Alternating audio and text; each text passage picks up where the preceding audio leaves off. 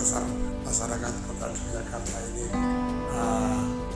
baik sekarang maupun ke depan ini bisa dipenuhi lah pemerintah Kota Yogyakarta. Nah, isu yang menarik lagi yaitu masalah stunting. Kita mendapatkan beban selaku unsur pemerintahan daerah, beban dari pemerintah pusat yang katanya di Indonesia itu urusan stunting atau gagal tumbuh kembang ini mengalami persentase yang belum bagus, di atas 20%. Ukuran internasional Indonesia masih ada anak stunting kurang lebih 27%. Sedangkan di Jogja sendiri stunting yang tadinya data tahun 2022 stuntingnya 17,3%. Tapi ada upaya, ada intervensi yang akhirnya bisa turun. Yang terlaporkan update ini 10,8. Dari 17 tahun lalu itu akhirnya 13, sekarang 10,3. Nah, kita akan coba apa toh yang menyebabkan penurunan ini. Moga busur. Memang kalau kita lihat stunting itu tidak bisa terlepas dari remaja, hamil dan sebagainya. Nah, kota di seluruh Indonesia, DIY itu termasuk kelompok terendah stuntingnya 3 daerah, yaitu DKI, Bali, dan DIY. Nah, kalau tadi dikatakan bahwa stunting itu sekarang angkanya di 10,8%, ya, itu laporan dari DP3B 2 kali. Karena ada intervensi, sudah kita intervensi, ya, terutama pemerintah sekarang sudah membentuk tim percepatan penurunan stunting yang terdiri dari banyak OPD, misalnya dari DP3B 2 KB, Dinas Kesehatan, PUPR juga ikut ke situ karena kaitannya dengan instalasi rumah ya, air bersih, air kotor, limbah dan sebagainya. Jadi itu ada kaitannya. Nah, untuk di Komisi D sendiri sebagian besar memang kita bermitra dengan yaitu tim percepatan stunting yang ada Dinas Kesehatan dan sebagainya. Karena ya tadi kalau kita intervensi ya dari hulu ke hilir dan seperti itu. Nah, memang sudah ada program-program yang digunakan oleh pemerintah Kota Yogyakarta terutama OPD yang masuk dalam tim percepatan stunting untuk mengintervensi. Misalnya kalau di Dinas Kesehatan itu adalah karena kalau berbicara stunting itu kita yang pertama itu adalah remaja putri. Kebanyakan kan remaja putri itu karena jangan ditiru ya kan ini biasanya dia dan sebagainya, dia kekurangan darah tapi nggak tahu ya ternyata itu anemia ya seperti itu, sehingga sudah ada tambahan tablet darah yang dibagikan di sekolah-sekolah. Itu yang pertama, karena dari remaja putri ini kan nantinya ini hubungannya ini kita butuh nggak masyarakat yang terlibat di situ. Misalnya kalau dulu anak-anak ya kan ada posyandu balita, terus lansia ada posyandu lansia. Ini untuk remaja nih apa? Itu kan jadi di Dinas DP3B 2 KB itu ada yang disebut dengan Bina Keluarga Remaja, Bina Keluarga Balita, Bina Keluarga Lansia. Dari situlah kita intervensinya melalui seperti itu. Terus ada PIKR, Pusat Informasi dan Konseling. Dari situ ada yang namanya kawan sebaya. Jadi dari situ kalau intervensi ini dari situ, dari anak-anak yang remaja putri yang kekurangan gizi, kekurangan anemia, kita intervensi dari situ. Karena ini kan ya termasuk bagaimana edukasi untuk kesehatan reproduksi dan sebagainya. Nah dari situ nanti kalau dia menjadi calon ibu, kalau sudah malnutrisi, maka ya tadi hamil itu akan menjadi ibu yang malnutrisi juga. Kehamilan ya ini ya. Kalau hamil di malnutrisi, maka dia akan melahirkan sebagian besar nanti akan mendapatkan bayi stunting. Seperti itu. Sehingga kita intervensinya dari situ dulu. Ya, ini Mas Bambang, ini menarik kegiatan mengedukasi ya.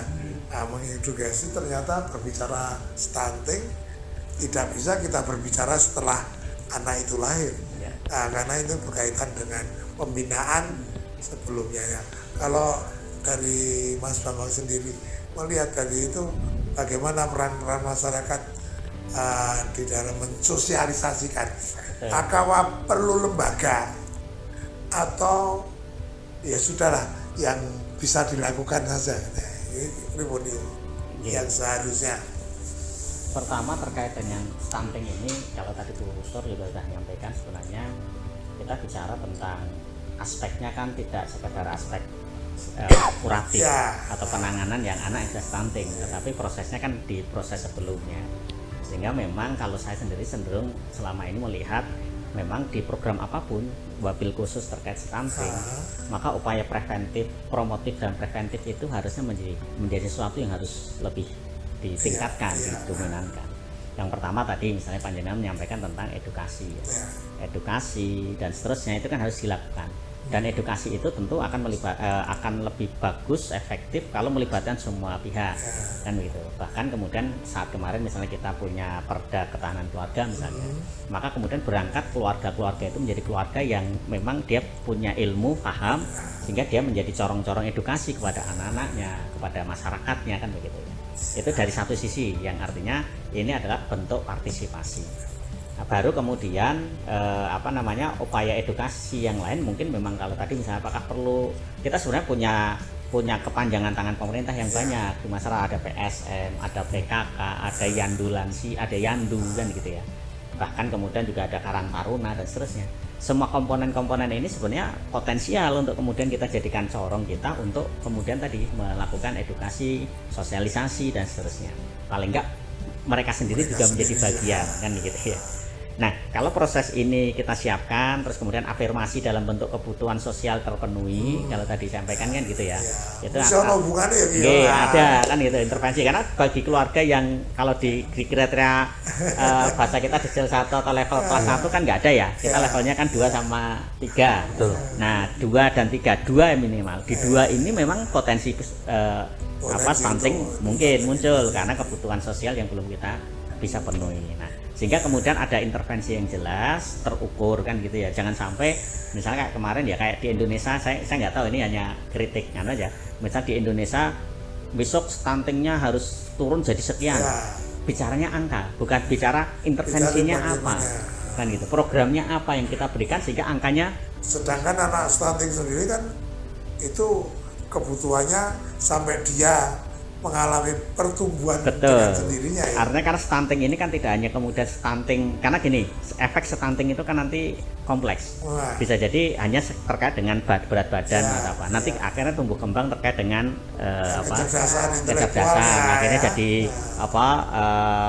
jadi slow learner gitu ya. Artinya orang yang anak-anak itu tertinggal lah dalam banyak hal. Nah, bahasa gaulnya lambat loading gitu. Lambat loading. Ini kan efeknya ke situ, sehingga nanti efek kepada proses intervensi lain dalam bentuk akhirnya juga muncul sekarang bertambah misalnya disabilitas kan gitu ya. Ini saya kira ini yang harusnya nanti menjadi perhatian, tetapi kalau tadi memang disiapkan istilah kita itu sistem sel lah, sistem bahwasanya edukasi ini dari keluarga, masing-masing keluarga, terus kemudian nanti dari link kita yang ada di sana misalnya PSM dia membawa apa kan gitu. Kalau dulu misalnya kayak ketahanan keluarga itu kan menghajatkan ada konselor keluarga. Nah, sebenarnya yang seperti ini, konselor keluarga seperti ini kalau dulu kalau nggak salah misalnya semakin kecil, semakin lingkupnya kecil, semakin efektif untuk kemudian dititipi edukasi terkait dengan tidak hanya stunting, apapun itu yang kemudian terkait dengan menggerakkan masyarakat dalam proses untuk meningkatkan kapasitas dan kualitas hidupnya kan begitu. Ya, saya kira itu. Pak Aman. Nah, ini kan pusat kan memanahkan ya, penanganan stunting, dan memang sebetulnya leading sektornya yang disiapkan oleh eksekutif itu gimana toh untuk masalah stunting itu? Kalau kita melihat substansi secara menyeluruh, dan tadi sudah dimiliki Bu Suryani maupun Mas Bambang, sesungguhnya semua jadi lead, semua terlibat, karena bicara stunting tidak hanya bicara Kesehatan. situasi saat ini, tetapi situasi sebelumnya seperti apa. Nah, sebelumnya itu yang kemudian perlu digarap. Kalau dalam bahasa program stunting ada yang bersifat langsung, ada yang tidak langsung, dan mayoritas yang tidak langsung itu memberikan pengaruh yang fundamental terhadap konsistensi dari angka stunting.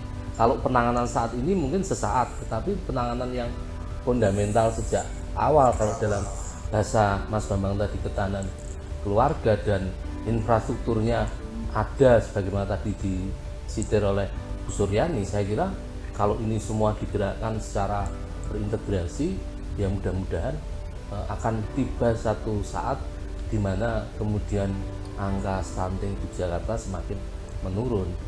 Tapi saya menduga ya penurunan itu kalau melihat dari matematisnya reproduksi yang dimulai dari ketahanan keluarga sejak awal itu, ya tidak bisa tahun ini besok langsung menurun ekstrim kalau intervensinya tahun ini, tetapi mungkin 2 tahun lagi baru kita akan mendapatkan sesuatu yang lebih signifikan. Itu satu. Jadi kalau Pak Danang tadi menanyakan mana leadnya, ya semuanya terlibat. Maka oleh karenanya di kita pemerintah Kota Yogyakarta kalau mau menjadi koordinator, bukan mau, tapi kami menempatkan koordinator itu sesungguhnya di Bapeda, karena Bapeda yang mengatur lalu lintas program, meskipun dominasi kontributornya memang ada di dinas pemberdayaan, yang kedua adalah dinas kesehatan, tetapi lead dalam konteks mengatur lalu lintas programnya memang kami tempatkan di Bapeda. Kira-kira ya bisa nggak kita diukur, misalkan kita punya batasan, oke, saya 10% lah. Nah, diawali untuk sekarang ini 10%, bukannya 0, ya kan, bukan 0, tapi bagaimana dari awal 10% tuh bisa menurunkan yang benar-benar zero nantinya. Ya, kan ini bukan target kuantitas Pak, tapi mutunya nanti sampai mutunya itu benar-benar kita terlepas dari stunting gitu. Ya kalau kita melihat itu harusnya pertama kan kondisi stunting saat ini ditangani, karena ini sebuah kedaruratan. Setelah itu sebetulnya yang harus diintervensi, di treatment adalah pasangan usia subur ini. Pasangan usia subur. Setelah itu remaja. Jadi klasternya adalah mengelola klaster penderita, mengelola klaster pasangan usia subur, dan mengelola klaster remaja. Ini saya kira menjadi satu kesatuan. Satu rentetan yang panjang. Satu rentetan. Ada tadi kita punya koperdanya, ternyata kan softwarenya dua lah. Nah, bagaimana kesehatan remaja? Ini pun sebenarnya ada satu hal yang cukup menarik, meskipun belum terbuktikan secara signifikan bahwa yang dinamakan stunting itu bisa bisa 11-12 dengan kelainan tumbuh kembang. Stunting itu bisa diperdebatkan seperti data ini pada saat dilakukan verifikasi dan validasi, bisa aja itu terkoreksi karena sesungguhnya bukan stunting murni, tetapi kelainan tumbuh kembang yang berangkat dari aspek reproduksi, proses reproduksi. Ini yang maksud saya, ya bisa ya. Ternyata kita punya softwarenya. Nah, pendidikan remaja bagaimana? Pendidikan pasangan usia subur gimana? Kemudian penanganan. Ya itu kalau di kota kan ada punya ya, berarti ketahanan keluarga itu sudah mengakomodir itu ya. Di dinas pemberdayaan sudah lengkap sekali seperti berarti kan penanganan stunting ini tidak kayak yang didengungkan. karena memang mungkin untuk daerah di luar Jawa ini memang ya masih Ya. berat. Ya, Iya. kita memandang Indonesia kan Iya. semono ki ya janjane cilik kalau dibandingkan luasan Iya. wilayah. Kira-kira itu kita ngobrolkan di Komisi D itu wah banyak sekali persoalan kesejahteraan masyarakat. Paling tidak di acara ini ada bekal. Ini kan masih awal tahun. Nah, nanti kita akan menjurus lagi dengan dinas-dinas terkait bagaimana menangani kesejahteraan ini di Kota Yogyakarta dengan segala problematikanya. Ya, terima kasih kepada Pak Sekda, Pak Aman untuk bisa hadir ini, Pak Bambang Anyar, anggota Komisi D, Bu Suryani, Ketua Komisi D atas informasinya. Jadi tidak perlu khawatir masyarakat Kota Yogyakarta, jenengan masih akan diperjuangkan kesejahteraan sosialnya dalam arti sopo sing butuhke sing diberi intervensi. Tidak kok kabeh selamanya diintervensi, tidak, tapi kebutuhannya disesuaikan. Itu obrolan saya akhiri. Wassalamualaikum warahmatullahi wabarakatuh. Waalaikumsalam. Waalaikumsalam warahmatullahi wabarakatuh.